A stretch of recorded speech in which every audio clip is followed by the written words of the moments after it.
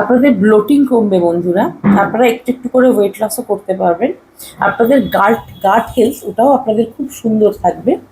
এবং সবচেয়ে বড় কথা, আপনাদের যে একটা মানে অ্যাসিডিটি, পেটের মানে মানে প্রবলেম, ঠিক আছে, ইমিউনিটি বুস্ট সব কিছু হবে। কারণ আমরা তো এখন আজকালকার দিনে বড্ড মানে মেডিসিনের দিকে ঝুঁকে গেছি, যে কিছু হলে একটা মেডিসিন খেয়ে নিলাম, সেটা আমাদের মনে পড়ে।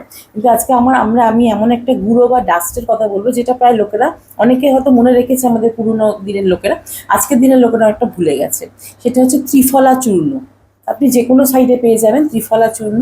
প্রতিদিন রাত্রিবেলা শুতে যাওয়ার আগে সব কিছু খাওয়ার পরে যদি 1 চামচ হালকা ওষুধ উষ্ণ জলে 1 চামচ গুলে, একটু খারাপ খেতে, কিন্তু তার কিন্তু বেনিফিট অনেক। শুধু রাত্রিবেলা রোজ খেতে পারেন।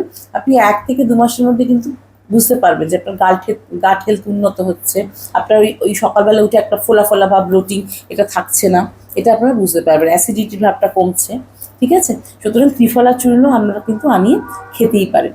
ভালো থাকুন বন্ধুরা, সুস্থ থাকুন।